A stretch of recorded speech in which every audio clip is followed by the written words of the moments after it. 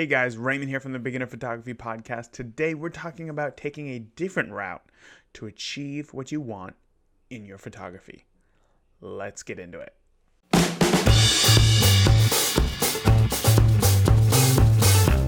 Hey guys, thank you so much for joining me today. As always, I'm Raymond here from the Beginner Photography Podcast. It has been quite a week. Before we get into today's episode, I really wanted to say, holy cow, you guys all really want this GoPro. I wish that I had a lot more GoPros to give away. Everybody's jumping on this thing. I think people really like GoPros because, for one, they're small and they're pocketable. There's really, when GoPros first came out, there was really nothing else like it on the market. It was just a tiny camera. It didn't have a screen. You kind of had to hope for the best. And that reminded me a lot of film days, right? Maybe the cameras weren't small, but when you just had to point it at something, take a shot, and then see what happens when you get to the computer, there was this air of like mystery, and it just brought a lot of fun back into photography. And with how wide of an angle it was something that I guess you can't see with your eyes, and it just really stood out. And it's so much fun, and it is so apparent, why GoPro took off. That is why they're so successful. But now, when you give one of these things away, people want it because they want to have fun again in their photography. It is so easy that when you get wrapped up in tutorials and trying to build a business and learning about posing guides or how to use Lightroom, that it can seem kind of like, overwhelming. And it just kind of slowly sucks the fun out of photography that it was when it's just purely passion, right? GoPro brings that back. So if you guys haven't heard, or if you haven't entered, I am giving away a GoPro. I bought a new GoPro. GoPro sent me two. I don't need two GoPros. So one of you lucky winners, or one of you lucky podcast listeners, are going to win this thing. And I'm so excited for this. It's a GoPro Hero 4 Silver. So you can record full 1080p. It has a screen on the back. So you can see what you're looking at. That's a lot of fun. And once again, it's just something that you can stick in a pocket, not have to worry about, and just like pull out, take a few shots whenever you want to, and that's it. Bring it with you everywhere. That's what I do with this thing. I bring it with me everywhere. It's so much fun. That and my little Fuji X70 right here. Check this out with the articulating screen right there. Whoop. What? It's not as gimmicky as you'd think. I use it a lot more. There's also no viewfinder on this thing, so you can't. There's nowhere to. You have to use the screen. Anyway, how's your guys' week been, huh? I want to know what sort of troubles you guys might have had this week. I want to know what sort of wins you guys have had this week.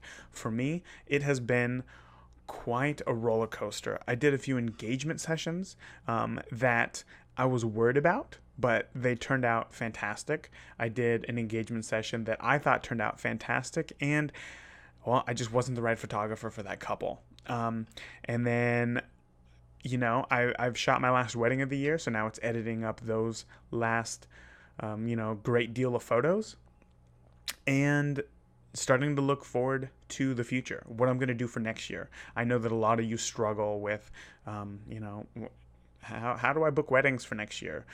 Everybody gets engaged in December. How can I capitalize on that? How can I get a piece of that engagement pie?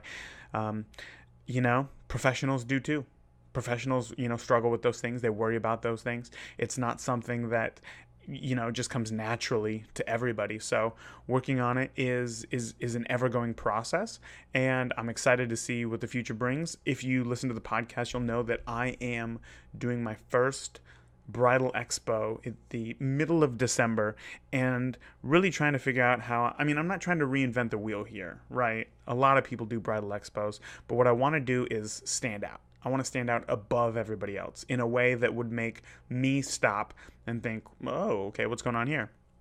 And what I have decided, now this might sound stupid, because it does sound stupid, but I'm working on it, and it's not a finished product yet. But I love albums. I love albums. When you hold an album and you flip through it, the page thickness, the smell of the book, and what the book represents really excites me. And I want to attract couples who albums excite as well. So thinking about what am I, how am I gonna display the importance of an album to a couple, especially now, because everybody just wants digital files. They just want to put the photos on Facebook and have it on a CD or a flash drive. And I thought, well, after this last Apple announcement with their brand new MacBook Pros, there's no USB ports, there's no CD drives. 10 years ago, a CD might have been fine. You can always pop it in your computer. And then Apple got rid of the CDs. Oh, okay. So now what am I supposed to do with this thing? And then just this year, Apple got rid of the USB drive. So now you can't plug in a flash drive of your wedding photos. So what are you going to do? I mean, sure, you can keep all those photos on your computer, but what are you doing with that physical media? That physical media that you have is useless. And if your computer crashes, everything's gone. So I thought to myself, what is an old piece of technology? And the first thing that popped in my head was a floppy. Everybody who's getting married now knows what a floppy is. They had floppies growing up, probably in school or something like that. Imagine if you got all of your wedding photos on a floppy. When was the last time you had a computer with a floppy drive? Forever ago. So what would you do with that floppy drive right now? What would you do, or with that floppy disk rather? What would you be doing with that right now? Not looking at your wedding photos.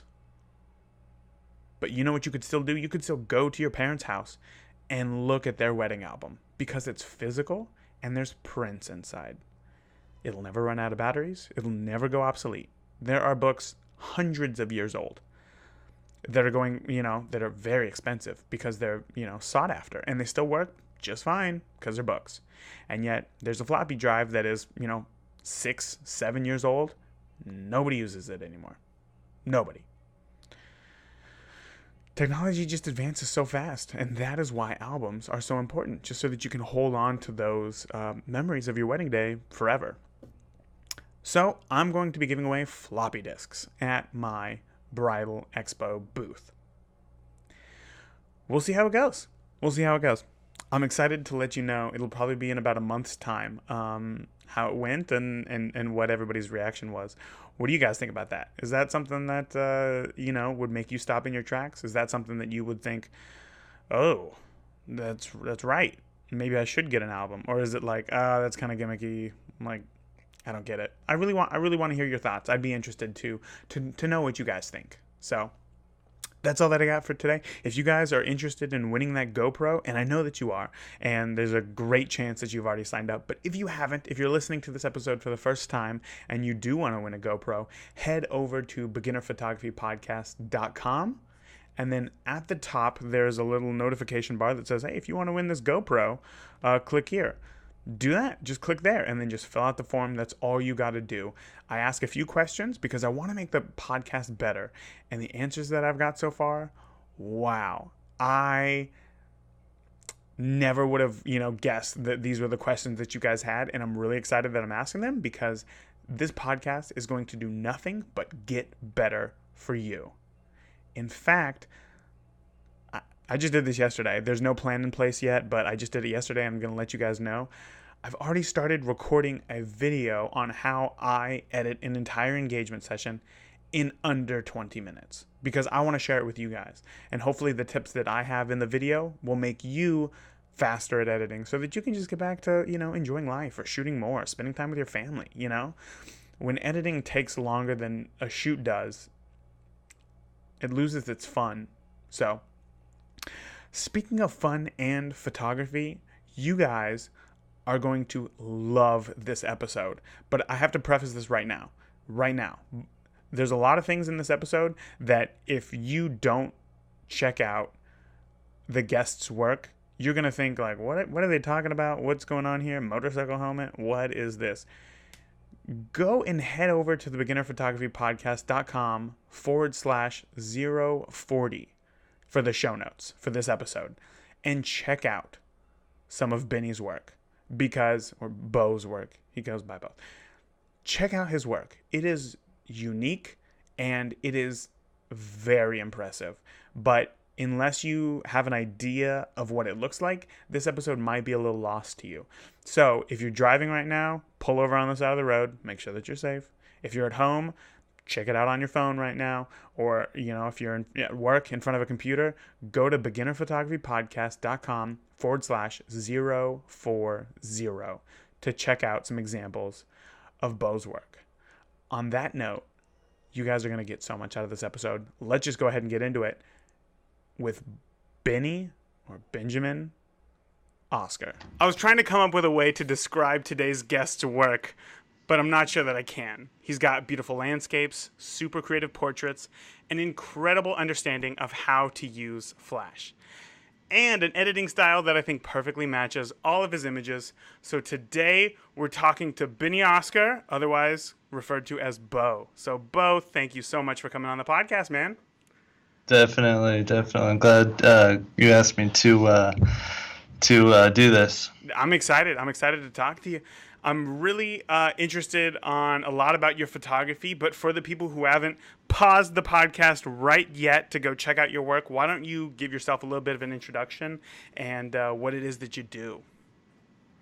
I've almost worked for 3 years for a tribe here in Oklahoma called Citizen Potawatomi Nation.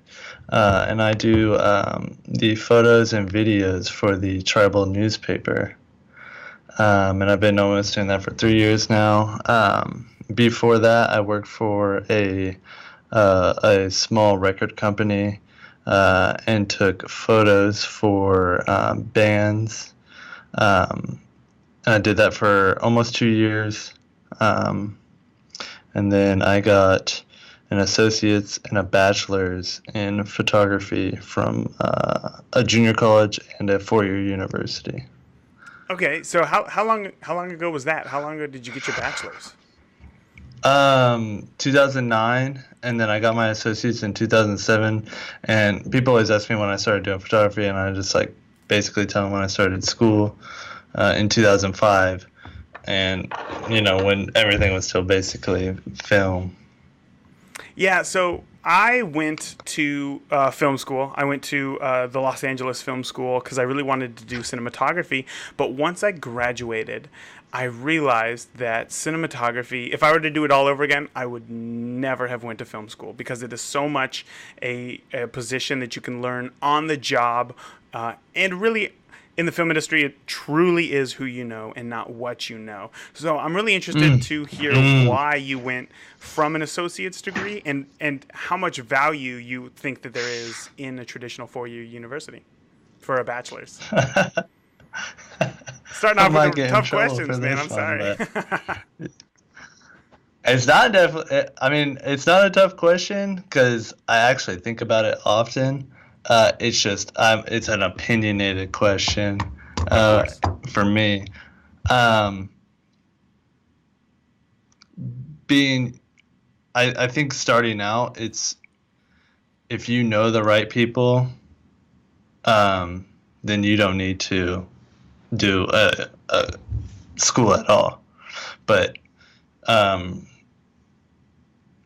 fortunately for me, having that degree has helped me with getting a job at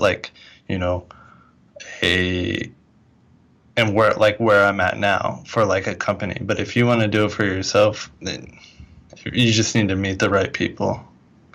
Yeah, so if you were to do it all over again, you definitely would still go the same route. I don't know. Right. That's one of those I hindsight. would say no, because what I do tell people is I say invest the money that you're going to go to school with, and if you really want to do photography, invest that money into buying photography gear. I mean, for all the money I spent on school, I could have my own studio with buttloads of stuff. But would you want to do that? Is that what you want to do, or or I guess where does, obviously you said that you work with a tribe right now. Is that what you want to continue to do, or do you have different plans for your photography? Honestly, yeah. I got into photography for like journalism and storytelling, and so I honestly just want to say that think that I'm kind of like the lucky few, because most of the people that I went to school with didn't get a job doing photography. What they thought they were going to do, like, oh, I'm going to travel and take photos. Like, you can do that without, getting a job. But I just really got lucky, and honestly, it was about who I knew. And that was both places where I got photography jobs was because of who I knew, which is my number one thing. Yeah, making money is pretty important, and it's pretty tough in photography, So I think that's great that you were able to find something like that, and obviously something that you're very passionate about. And going through both your website, your Instagram, and your Tumblr, so I guess that's more than just both, but I can definitely see the heavy use of like interesting creative portraits. I want to talk about that a little bit more. So the way that I found you was a series of photos that you posted on Facebook, and it was a wedding. Engagement, actually. It was an engagement? Yeah, I know. The attire was I didn't know they were going to be like that elaborate with their attire, and I was like, dang, I thought they were about to get married there, but Wow. Yeah, it was just the engagement. Okay, so for anybody who hasn't seen these photos, go ahead and head over to the show notes. I'll post the link to the photos there. But yes, the couple, I mean, full tux, like full Veil. white dress, veil and all. Yeah. Okay, so it's very easy to mistake this for a wedding. But the photos were, they were unique because, and I'm wondering if you would have taken the same route, if you would have shot them the same way. If okay, let me get this word diarrhea out real quick. The photos have such a heavy use of like creative flash work, and it makes something that 99% of other photographers wouldn't have delivered, and yet you killed it. Like, you absolutely killed it. I saw these photos and I was like, this is incredible that somebody would like, I don't want to say take this much of a risk, but because it's clearly your gear and your settings, so it's not a risk when you know what you're doing. But I think a lot of people shoot for how they think that the couple is going to want their photos, and instead of shooting for themselves. So this was clearly, I'm assuming, all your idea. Is that right? Honestly, it's a collaboration between me and the girl in it. She saved like an ad from a makeup company from like several years ago, and it was just like this one photo, and all it was like pink and blue palm trees. And she's her family, I think, is from Guam, so she has this like I guess love for palm trees and like beach vibes and whatnot. But I think she's lived in Oklahoma her whole life, so it's kind of funny. Which that was the hardest part, is getting a palm tree. Getting the beach vibes in Oklahoma. But since I do a lot of flash work where I incorporate different colored gels, and I think using opposite colors that attract like warm and cold. That's usually what I try and do. I don't really try and do like cold like purple, blue, or red, orange. I'll do like green, red, or orange, blue. So it's basically kind of like us coming together and collaborating. I loved it. I think that it was so unique, and that if I were to get those photos, I would have just died. Where did you like learn, I guess, your use of flash? because it's very predominant, it's unique, and I'm in love with it. Thank you so much. I would say it's like three different things. Because I started using Flash in school, and I learned from other professional photographers that they would have come in, and I just kind of like really was like a sponge to that, because I was just, one of the things I guess in school is that they teach you is like that you need to know Flash. So I was really interested, and it makes for a different look, and I like different. So that, and then the first place I worked where I had a photography job, me and the other photographer, we really wanted to start using more Flash, and so we wanted to get inspiration. So, and this dude is the master. We watched the Creative Live with, I think his name is Scott Robert Lim. Yeah. Is it I think like a $10,000 photographer? Not that one. It was something about Flash. Okay. He's had like 4 or 5 different ones. He has. I mean, he's great. Yeah. That's where we kind of really got inspiration to.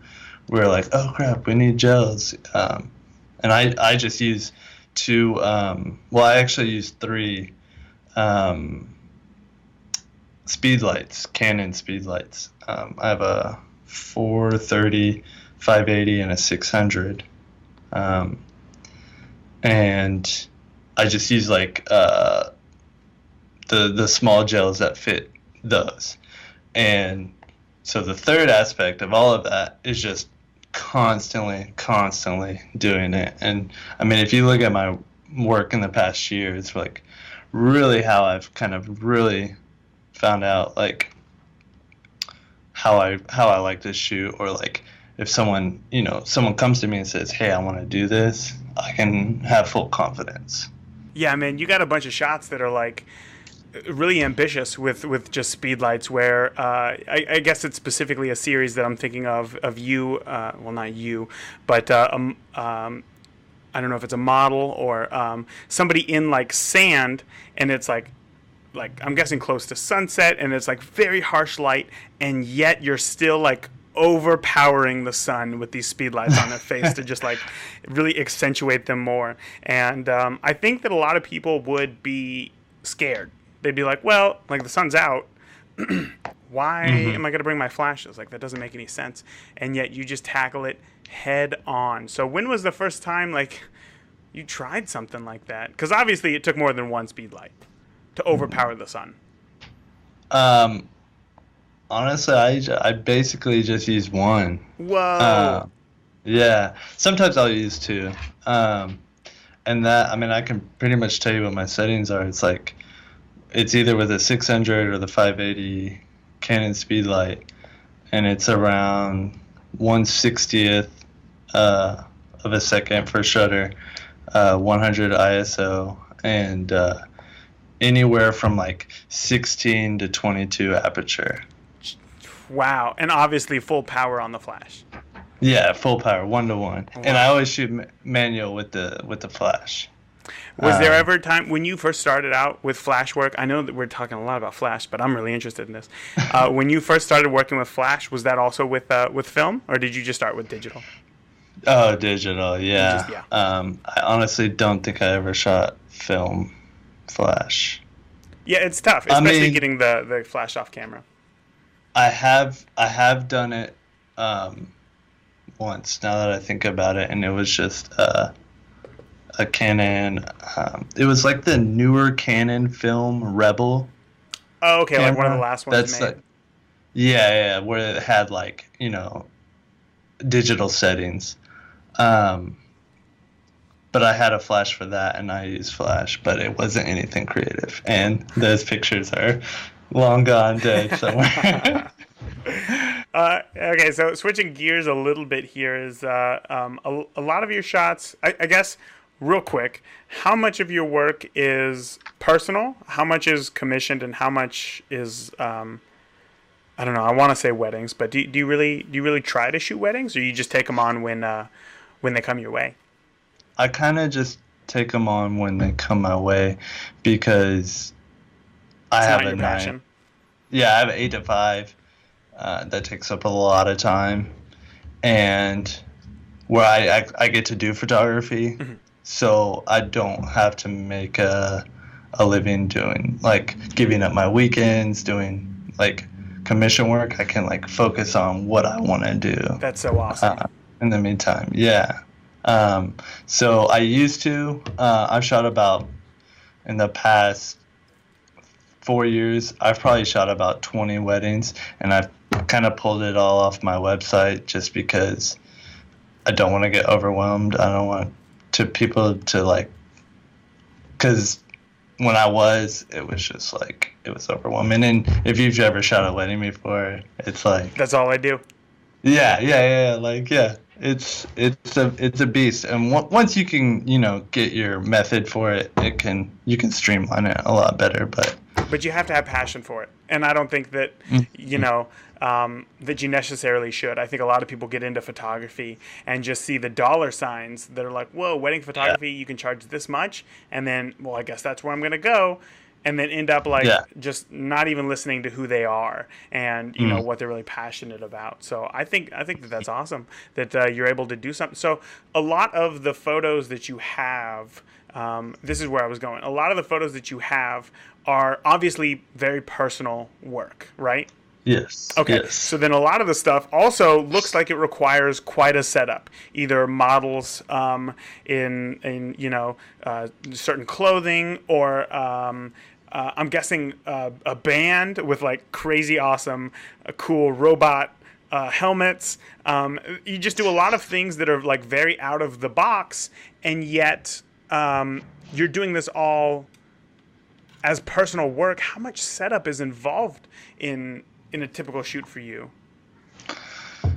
um it's sad because there's not very much, and that comes from me knowing exactly what I want to do. And I will say this, I I mean, even this past week, 2 weeks, like I'll know exactly what I want. I know exactly how I want to shoot it, and I go out there, and if it doesn't work, I just like leave it alone and don't try it. And that happens more often than you would think. So, um, what was the original question? How much setup is involved in some of these shoots that you do? Because I know that Oh, some of the okay. shots are like abandoned buildings. Just how much planning is involved So, for a personal project like that? so I'll come up with the idea. Basically, everything pretty much on like especially my Instagram will just be like this like idea I have. Um, uh, and it'll just be like say I'll grab a coworker and I'll be like, okay, you're gonna go do this for me for like 5 minutes, and we'll just like go drive off somewhere really fast and go shoot something in like 5 minutes. And if it doesn't work, it doesn't work. And if it does, I put it on Instagram.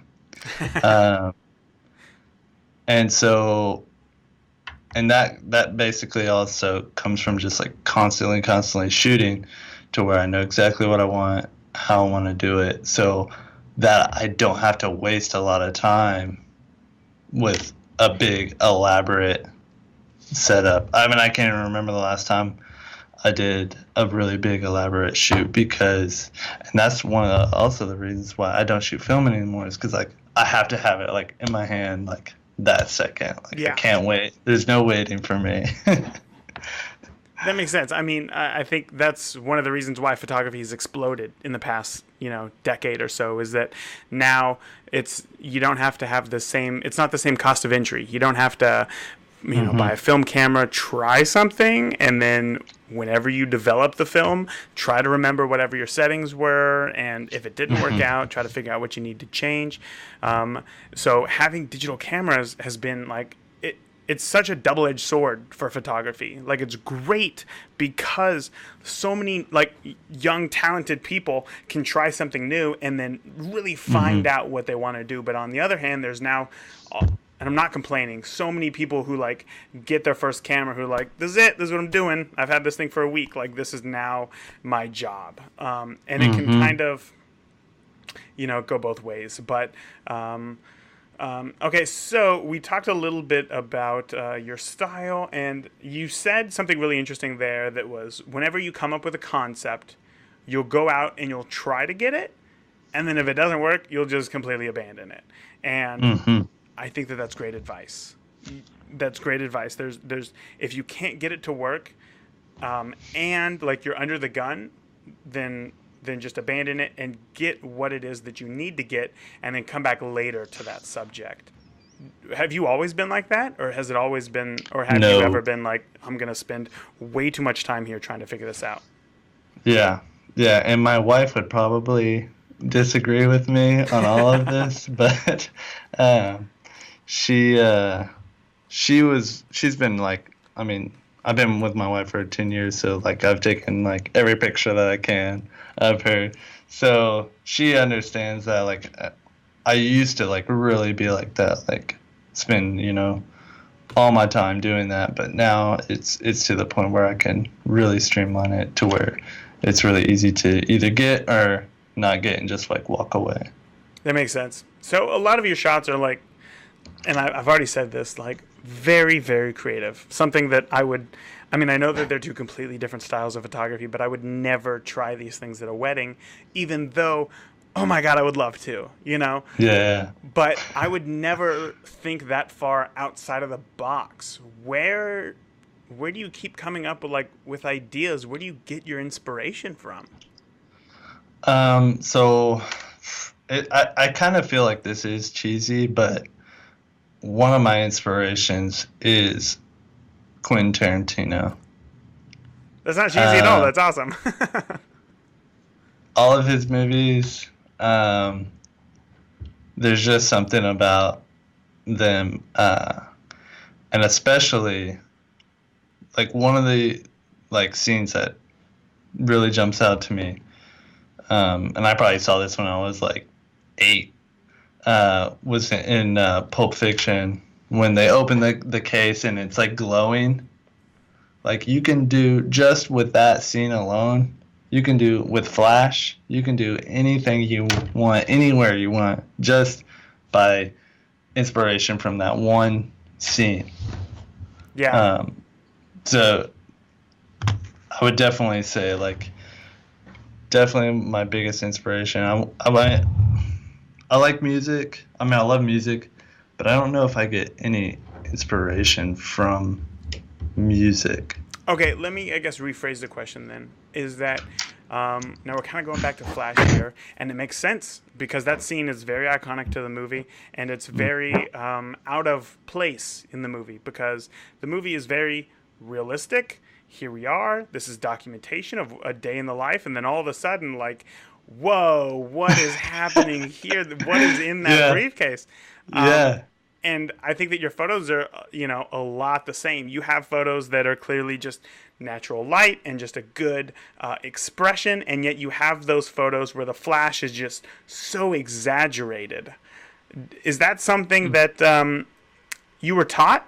Or is that something that you were just like, oops, my flash went off at full power when I wanted it to go off at a 64th, and oh my God, I love the result. I'm going to keep doing this. That's really interesting that you say that because it's both. Because I've had happy accidents, I guess, would be the thing to call this. So it is definitely, that has definitely happened for sure. Yeah, in fact, that's funny that you say that, is that I have a flash that it was on a light stand, and then the light stand blew over, and it hit the flash, and then the radio trigger broke in it, and it'll still fire, but it'll only fire at full power.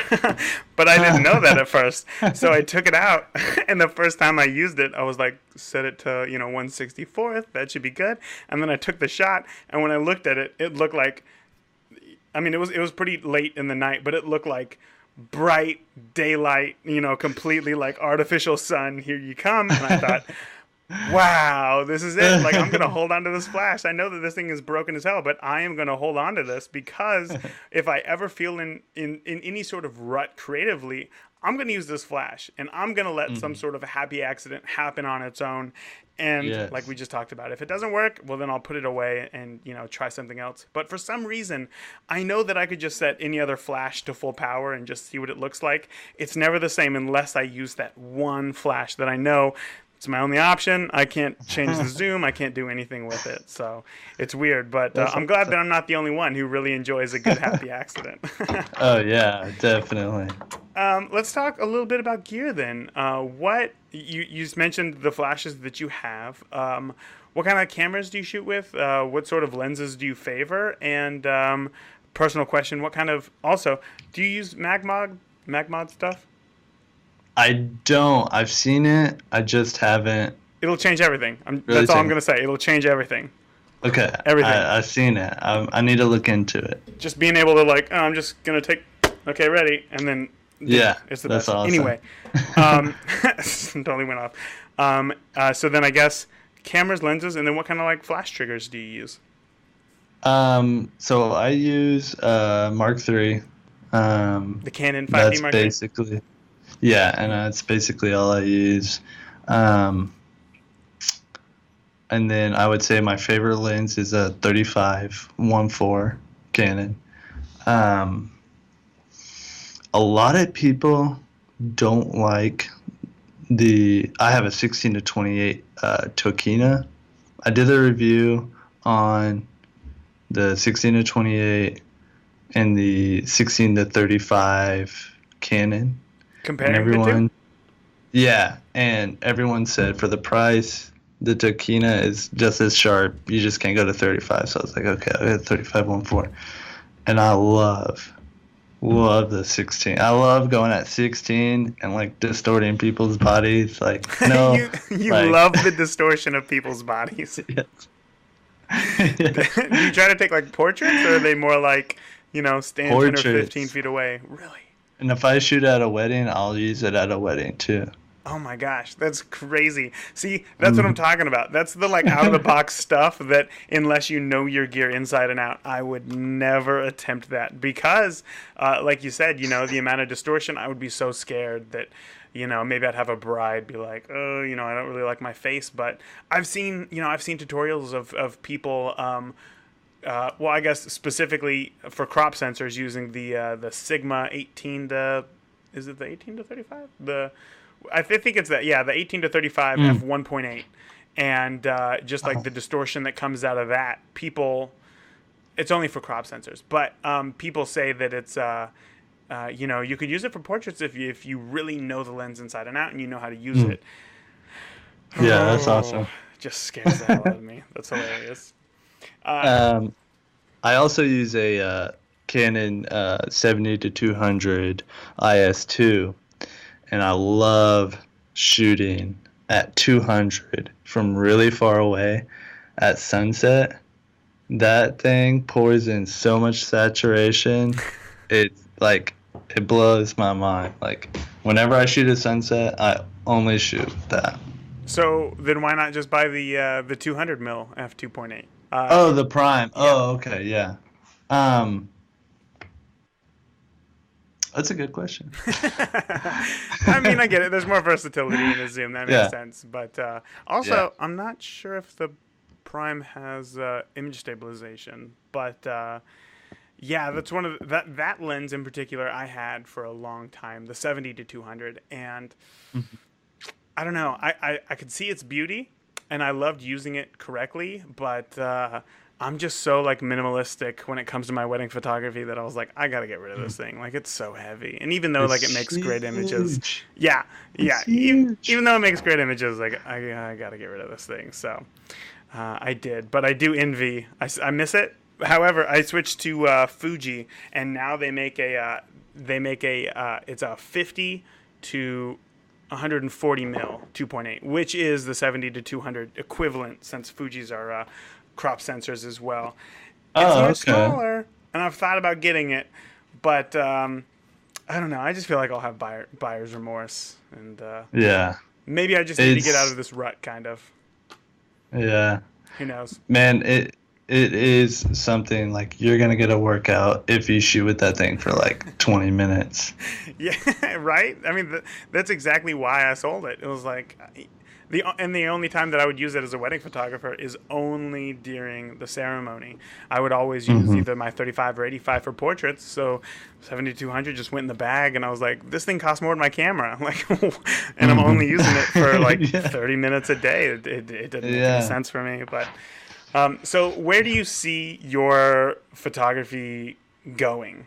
What is the Mm. bigger picture for Bo? What do you want to do? Do you want to shoot commercial stuff? Do you want to shoot bands? Do you want to still do journalistic type stuff? Work for like a big newspaper? Do you want to have like a blog and do your own thing, or what is it? What's going on in your head? That is a very good question. Um, I think, I guess my ultimate goal would be to basically be my own storyteller and be able to live off of just, you know, telling stories of others through portrait work. I kind of guess like blending, journalism and art. That was kind of a crappy answer. Sorry. No, not at all, not at all. I don't think that was a crappy answer at all. I think that if that's what it is that you want to do, like I'm just trying to figure it out because your work is so. And I hate to just be a parrot here, but it's like your work is really unique and it's really like different from everything else that I see, and there's so much like potential, and that I see that you're going places. I just want to know where so that I can Yeah. say that I was there first. But well, if you could go back in time to the first time little young Bo ever picked up a camera, and you know what you knew now, what would you tell little young Bo about photography? Well, honestly, I remember the first time I was given a camera, and it was on my birthday from my aunt Jana, uh, and it was a Polaroid. It was like early '90s, and I honestly remember this also is that when I was probably in like middle school, all of the girls, they always had what's it called, disposables, Yeah, because they always want to take pictures with their friends, and I always wanted to take pictures with my friends, but I would have been made fun of if I did that. because So you I were a guy. always, yeah, I mean, Oh, like come that on. was my mentality. This was like '98.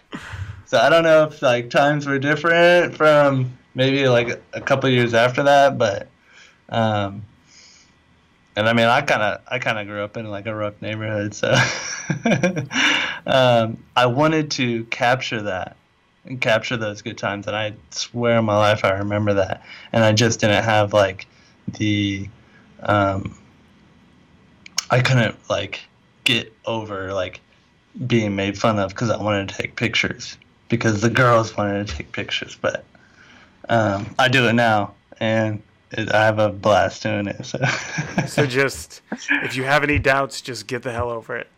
exactly. So if I would have told myself younger, because and especially like if I did actually start and get into it, because you get people now like um, that have been into photography for at least 10 years and they have kids, and they're especially now kids these days. I mean, there's like probably world famous photographers that are like at least 16. Yeah, just on Which Instagram, it's crazy. exactly.